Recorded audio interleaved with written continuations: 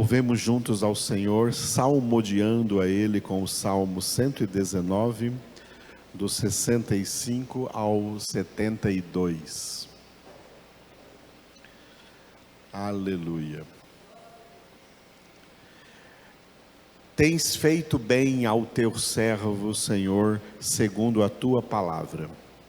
Ensina-me bom juízo e conhecimento, pois creio nos teus mandamentos. Antes de ser afligido, andava errado, mas agora guardo a tua palavra. Tu és bom e fazes o bem. Ensina-me os teus decretos. Os soberbos têm forjado mentiras contra mim. Não obstante, eu guardo de todo o coração os teus preceitos.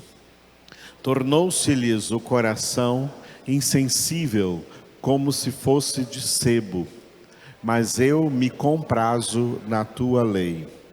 Foi-me bom ter eu passado pela aflição, para que aprendesse os teus decretos. Para mim, vale mais a lei que procede de tua boca do que milhares de ouro ou de prata. O versículo do Salmo 119 que meditaremos hoje chama a palavra de Deus de, repita, mandamentos. Glória a Deus. Nós poderíamos elencar, fazer uma lista das qualidades exclusivas dos verdadeiros filhos de Deus. Um dos elementos dessa lista é a obediência à palavra de Deus. Porque a palavra de Deus é tudo o que Deus mandou. Por isso, daí vem a palavra mandamentos. Tudo o que Ele mandou. Tudo o que Ele ordenou. A palavra de Deus é imperativa. É para ser obedecida. Todo mundo quer ser filho de Deus. Todo mundo quer ir para o céu. Mas todo mundo resiste em obedecer a palavra de Deus. Insistem em desobedecer a palavra de Deus. Teimam em não obedecer a palavra de Deus. Aí, amados, sinto muito que não tem céu. Deus só quer filhos obedientes. Deus está formando na verdadeira obra da santificação filhos obedientes a tudo quanto Ele mandou, a cada um dos seus mandamentos. Aleluia. Deus não vai abrir mão da obediência. Deus não vai fazer vista grossa a desobedientes, não. Eles serão condenados sumariamente. A salvação é para obedientes. Por isso o nosso Salvador veio ao mundo não apenas morrer por nós, mas Ele veio ao mundo nos dar o exemplo do que é ser o filho obediente que o Pai deseja. O nosso referencial de obediência é Jesus. A palavra de Deus é composta dos mandamentos do nosso Pai, de tudo quanto Ele ordenou que nós obedeçamos. E é interessante que aqui no Salmo 119, nós já passamos pelo versículo 4 há muito tempo atrás, onde está escrito assim, ó: Tu ordenaste os teus mandamentos para que os cumpramos à risca. Foi por isso que os mandamentos foram ordenados. Os mandamentos de Deus não foram ordenados para serem desobedecidos, mas para serem obedecidos à risca. Qualquer coisa fora da risca está desviado do caminho. O caminho é estreito, é apertado, porque é a risca. Qualquer desvio milimétrico é desvio. Deus não quer desviados. Deus quer filhos percorrendo a risca a carreira de santidade que lhes está proposta, olhando firmemente para Jesus, autor e consumador da fé. Jesus é a palavra. Olhar para Jesus é Salmo 1:2. Ter o seu prazer na palavra e nela meditar diuturnamente.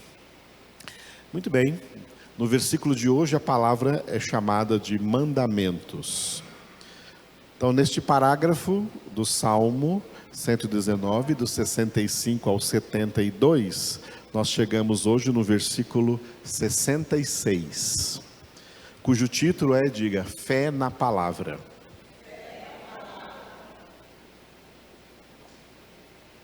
Glória a Deus. Eu já preguei aqui sobre a diferença entre os dois tipos de fé que existem: a fé natural e a fé sobrenatural. A maioria das pessoas tem fé natural, não sobrenatural. A fé natural não tem salvação. É uma fé que pertence à natureza humana e os seres humanos colocam essa fé naquilo que eles quiserem, naquilo que eles escolherem. Eles colocam a sua fé. Tem gente que coloca a sua fé na inexistência de Deus. Eles creem que Deus não existe. Que fé é essa? É a fé natural. E tem muita gente que coloca a sua fé na existência de Deus. Eles creem que Deus existe, mas não por isso tem salvação, porque também é fé natural. Creem em Deus com a fé natural. Olha, toda fé, mesmo que essa fé seja em Deus, mas não seja de acordo com a sua palavra, é fé natural e não tem salvação. É fé humana. Satanás também tem fé. Os demônios também têm fé. Está lá na carta de Tiago. Mas eles não têm salvação. Assim é muita gente aí no mundo, tá? Muita gente no mundo diz ter fé em Deus, mas é uma fé demoníaca. É a mesma fé dos demônios. É uma fé sem salvação. Por essa fé natural, você vê o nome de Deus sendo pronunciado por muitas bocas. O nome de Deus está em muitas bocas. Não está em muitos corações. Está em muitas bocas. Vai com Deus, fica com Deus, Deus te abençoe, se Deus quiser. E assim por diante. Deus está em muitas bocas, só não está em muitos corações.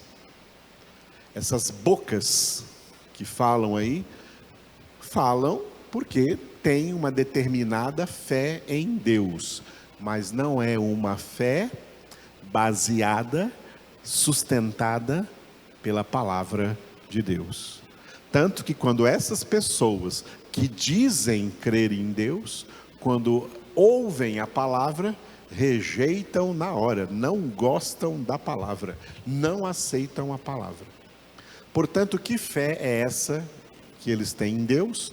É uma fé natural, é uma fé divorciada da palavra, uma fé separada da verdade. Portanto, uma fé natural que não tem salvação. A fé sobrenatural, está escrito em Romanos 10:17, ela vem pela palavra. Vem pela palavra. É uma fé baseada na palavra. Porque crer em Jesus Cristo é crer na palavra. Porque Ele é a palavra viva e eficaz. Ele é o verbo vivo. O verbo que se fez carne e habitou entre nós. Ele é a palavra de Deus. Portanto, muita gente que está por aí dizendo que crê em Jesus, Jesus também está em muitas bocas, mas não em muitos corações. Dizem que crê em Jesus, mas não sabe nada de palavra, não tem nada de palavra em suas vidas, não tem, como o homem do Salmo número 1, não tem o seu prazer na palavra de Deus. Pelo contrário, tem até desprazer, não gostam da palavra, mas diz que crê em Jesus, Jesus para lá, Jesus para cá, né? Teve uma moda aí que pegou no passado, e não por causa da Bíblia, mas por causa de uma novela ímpia que passou, e todo mundo começou a falar, sangue de Jesus tem poder. Não sabe nem o que está falando. Tem Jesus, muita gente tem Jesus na boca, mas não tem Jesus no coração. Porque Jesus é a palavra de Deus. A palavra de Deus é a própria pessoa de Jesus. Portanto, a fé sobrenatural, a fé mediante a qual somos salvos, a fé descrita em Efésios 2:8, pela graça sois salvos mediante a fé, e isso não vem de vós, é dom de Deus. Essa fé repita, fé na palavra. Em português nós temos esse versículo 66 escrito assim, o salmista faz uma súplica a Deus, pedindo a Ele: ensina-me bom juízo e conhecimento, pois creio nos teus mandamentos. Repita.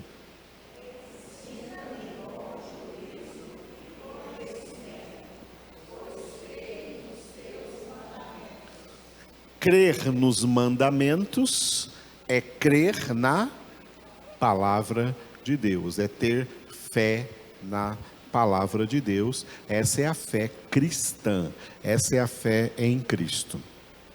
No entanto, tem alguma coisa de diferente aqui do texto português para o texto hebraico. Em hebraico, o salmista escreveu com essas letras que vocês estão vendo aí: Tuv ta'am vadaat lamidene, kivemites voteira remaniti. Com letras em português, você tem assim, ó, começa com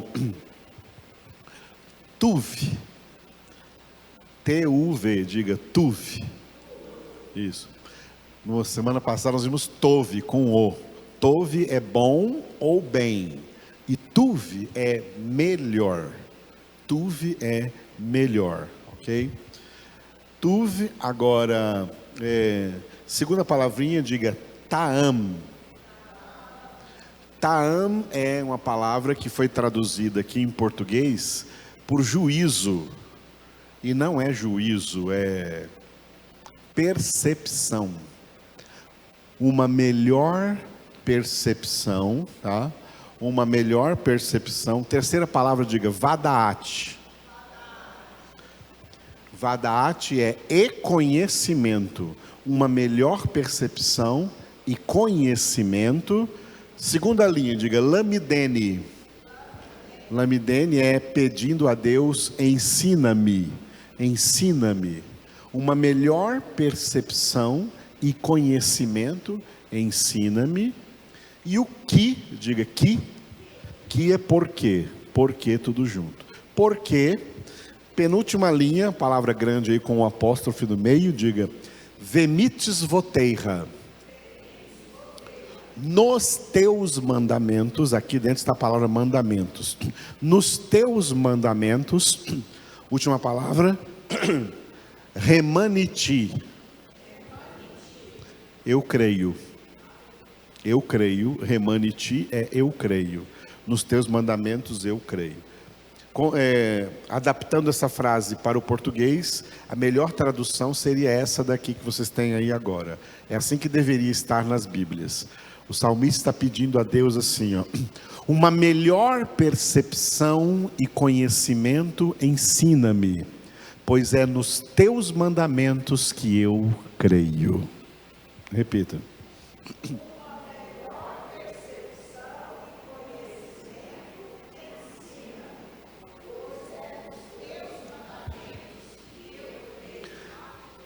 Aleluia. Bom, quando a Bíblia fala sobre a fé sobrenatural, essa é a fé mediante a qual os eleitos de Deus são justificados. Romanos capítulo 5, versículo 1. Justificados, pois, mediante a fé, temos paz com Deus por meio de nosso Senhor Jesus Cristo. A fé traz justificação. Justificação é um dos nomes ou dos sobrenomes da salvação.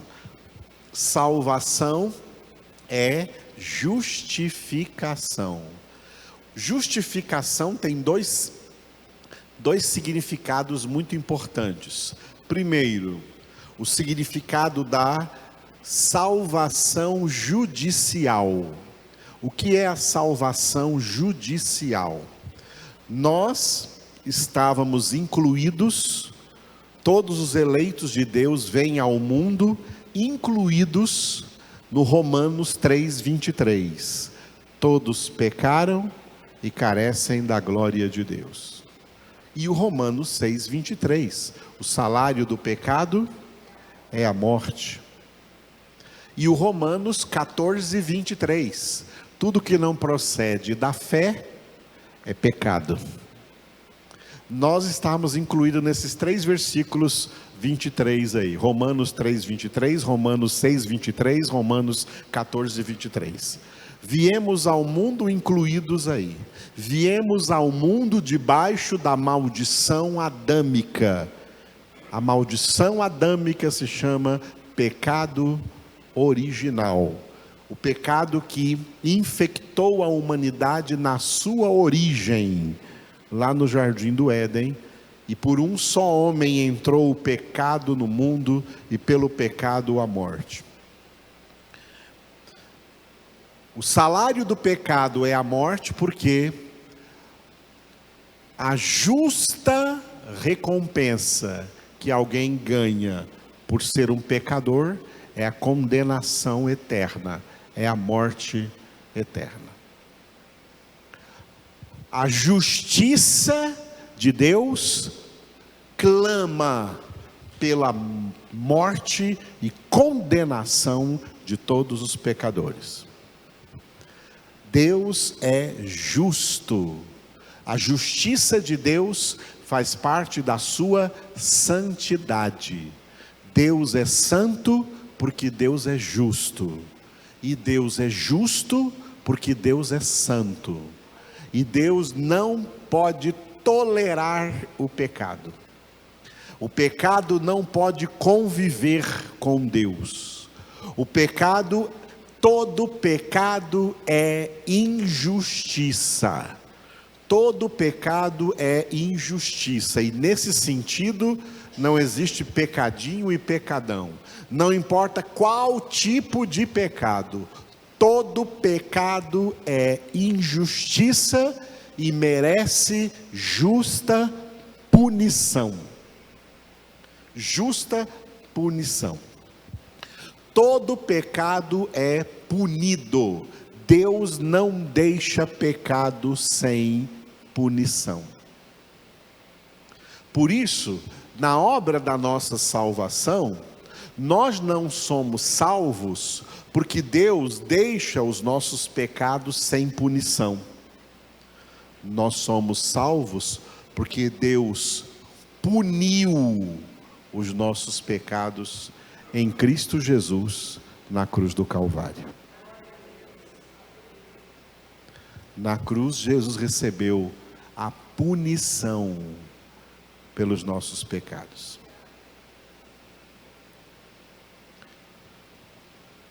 Por isso que, se nós continuarmos pecando, nós estamos dizendo assim: crucifica mais Jesus aí, enfia mais cravos nele, coloca mais coroa de espinho nele, chicoteia mais ele. É isso que você está fazendo quando você peca. Você está falando isso. Eu quero que Jesus seja mais machucado.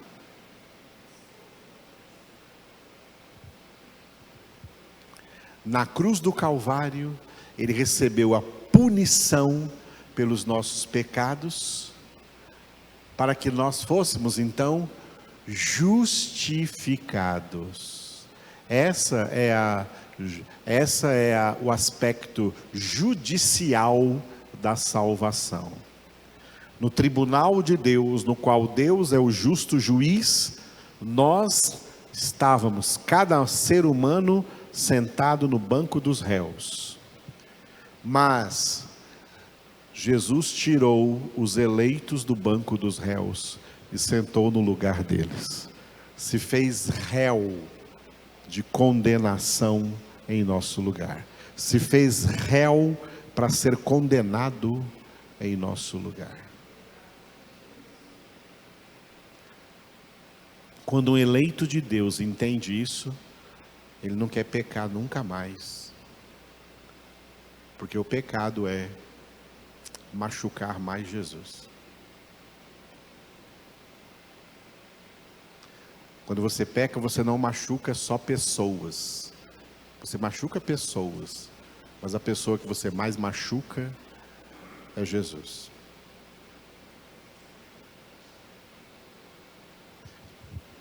Por isso a carta aos Hebreus, no capítulo 10, traz uma afirmação muito contundente aí para pessoas que, uma vez salvas, querem continuar ainda na prática de pecado, né? Hebreus 10, 26 e 27. Hebreus 10, 26 e 27. Porque se vivermos deliberadamente em pecado, depois de termos recebido pleno conhecimento da verdade, já não resta sacrifício pelos pecados. Pelo contrário, certa expectação horrível de juízo e fogo vingador prestes a consumir os adversários. Nós fomos salvos, e uma vez salvos, a ordem de Jesus para nós é: vai e não peques mais. Ao invés de pecar, Hebreus 12, 14, segui a santificação, sem a qual ninguém verá o Senhor. Porque 1 Tessalonicenses 4, 3, esta é a vontade de Deus, a nossa santificação. E essa santificação ocorre no ministério da palavra. João 17, 17, santifica-os na verdade, a tua palavra é a verdade. Aleluia. Então, o aspecto judicial da justificação. Agora vem, além do aspecto judicial, nós temos agora o aspecto essencial. O aspecto essencial da justificação é transformando o nosso ser, o ser humano justificado, transformando de ímpios em justos. Somos transformados em justos.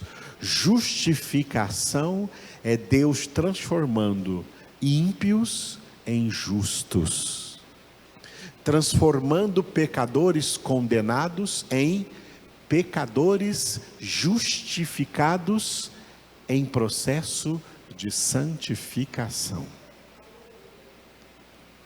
Esse é o aspecto essencial, porque é uma mudança no nosso ser, uma mudança na nossa essência. Ninguém muda o ser de ninguém, só Deus tem esse poder. O que a pessoa é, ela vai ser para sempre. Ninguém muda isso, nada muda isso, nem a própria pessoa, nem ninguém, nenhuma outra força.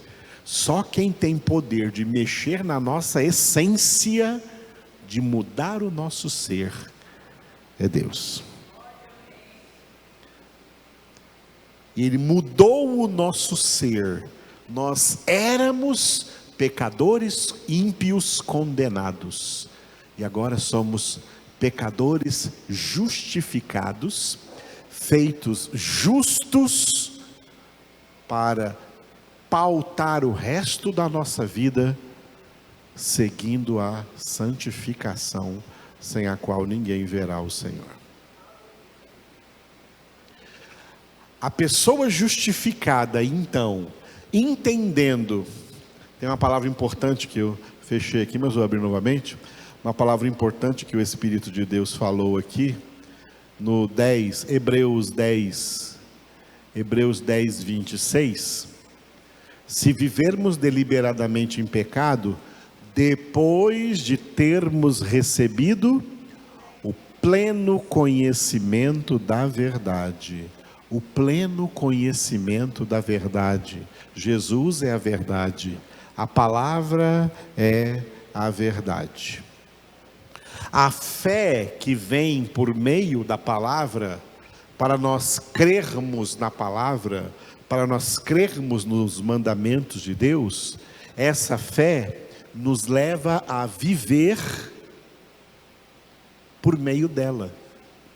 Por isso, num texto raríssimo, onde a palavra fé é citada no Antigo Testamento, no livro do profeta Abacuque, é que vem essa frase que foi repetida pelo apóstolo Paulo no Novo Testamento: o justo viverá pela fé.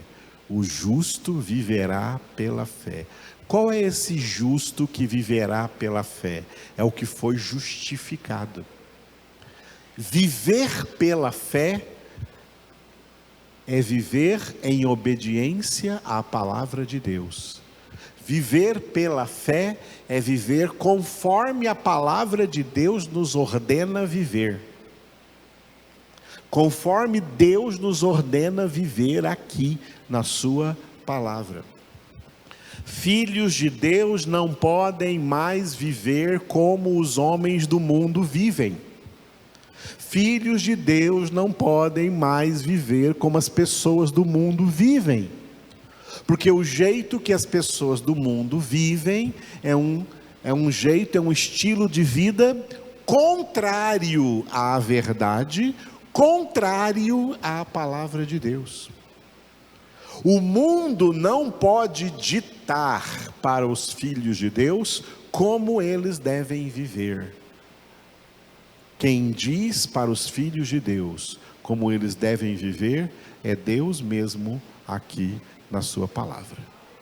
Filhos de Deus vivem de acordo com a palavra. Filhos de Deus vivem em conformidade com a palavra de Deus. E é por isso que filhos de Deus são aqueles que não andam no conselho dos ímpios, não se detêm no caminho dos pecadores, não se assentam à roda dos escarnecedores, porque o prazer deles não está mais no mundo e nem nas coisas do mundo, mas na palavra de Deus, e movidos por esse prazer, nela meditam de dia e de noite. Por que que eles meditam de dia e de noite? Porque eles entenderam, filhos de Deus são pessoas que entenderam que têm a necessidade de crescer no conhecimento da palavra de Deus. que é o que a gente não vê hoje na maioria de evangélicos. Eles têm Bíblia só de enfeite. Eles ficam só com alguns textos da Bíblia que lhes interessa, mas não tem o pleno conhecimento da Bíblia. A maioria dos crentes nem lê a Bíblia toda, nem sequer uma vez no ano. Mal lê Bíblia. Eu já entrevistei muita gente, eu dou aulas nesse sentido, já entrevistei muita gente, já entrevistei inclusive pessoas que têm 50 anos de crente, e que nos 50 anos de crente não conseguiu ler a Bíblia toda uma única vez inteira, uma Bíblia inteira uma vez. Com 50 anos de crente. A maioria dos ditos evangélicos de hoje são evangélicos sem evangelho. São crentes sem palavra. A fé deles não é definitivamente baseada na palavra. É baseada em misticismos, é baseada em heresias, em doutrinas falsas, é baseada em religiosidade, mas não é baseada na palavra, não é baseada na palavra de Deus. Não é baseada na palavra de Deus.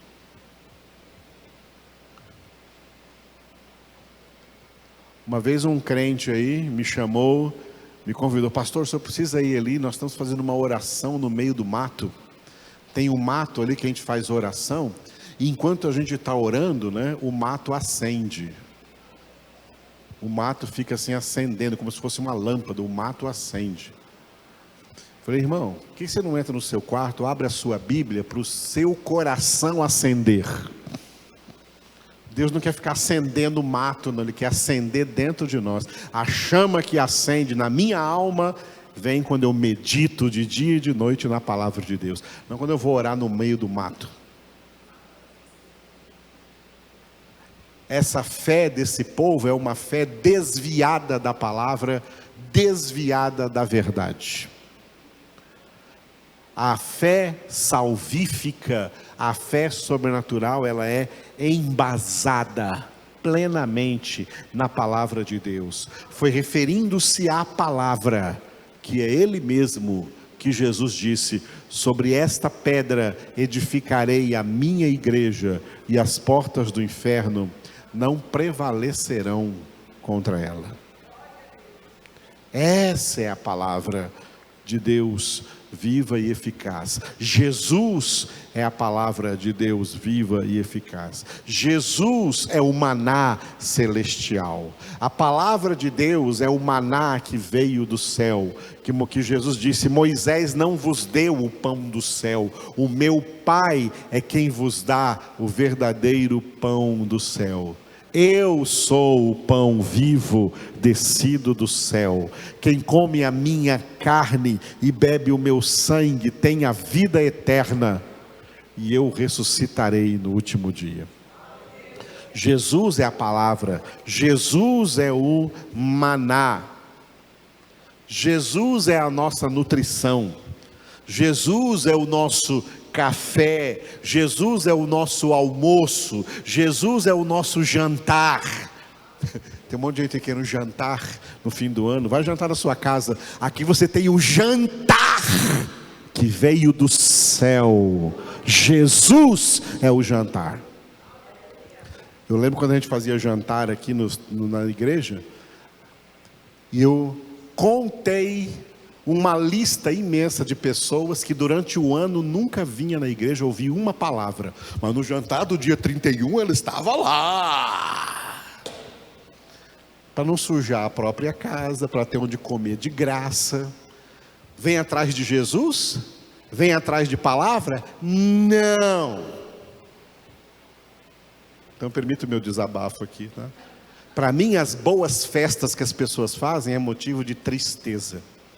Eu me entristeço com essas boas festas dessas pessoas, porque eles são apenas comilões, beberrões, interesseiros, aproveitadores, que não querem nada com Deus e nada com a sua palavra. Por isso que a mesa que o Senhor prepara na presença do inimigo é para os seus eleitos se nutrirem e desfrutarem da comida que veio do céu, do alimento que veio do céu, do alimento que dá vida eterna, o alimento que Jesus disse em João 6: trabalhai, não pela comida que perece, mas pela que dura para a vida eterna. Entendeu que esse é o banquete? Entendeu que esse é o banquete que Deus nos dá aqui em cada congregação durante o ano todo? Esse é o banquete que leva você para a glória. O outro banquete só leva você para o banheiro depois. Esse banquete leva você para o céu, leva você para a glória. A palavra de Deus, esse ministério aqui, é o ministério que deveria ser o ministério de toda a igreja de Cristo na face da terra. É o ministério da palavra, é o ministério da mesa que Deus preparou para nós no deserto desse mundo árido, sem Deus. Eu fico enojado assistindo televisão e vendo os jornais e as propagandas desse tempo aí de Natal e fim de ano, que é só comida, comida, comida, comida, comida, comida, comida, comida, comida, comida, comida, comida, comida, comida. Parece uma cambada de esfomeados. Mas palavra de Deus não tem. Nada de palavra de Deus existe. Gente que não tem dinheiro, gasta, tira de onde não tem, fica devendo para fazer o banquete da família. Uma família que vai morar no inferno, porque não se alimenta do banquete que Deus tem, que Deus deu de graça. Não se alimenta do banquete que Deus deu de graça. Aí tem que pagar por um banquete que só vai passar pelo seu cólon, nada mais.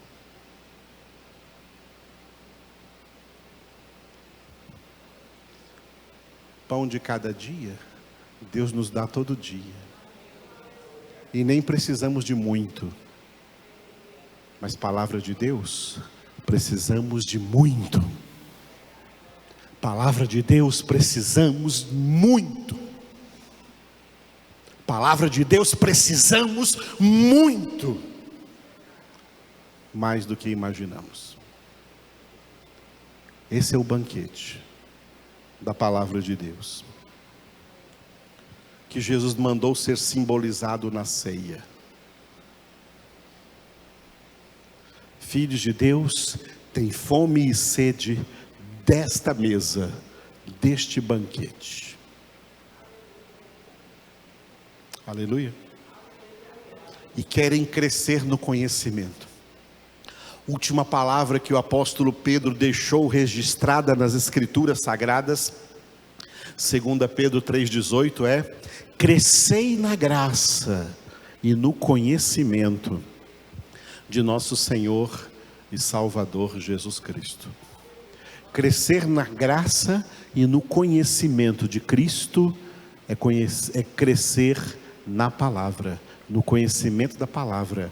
Ele é a palavra.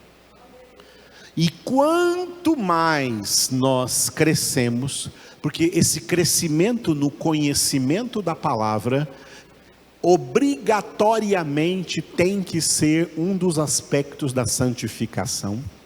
Se tem alguém que não está crescendo no conhecimento da palavra, é um sinal de que essa pessoa não está sendo santificada, não está se santificando. Ela está sendo só a mesma coisa, é uma mesmice. Entra ano, sai ano, é a mesma coisa, não tem transformação nenhuma.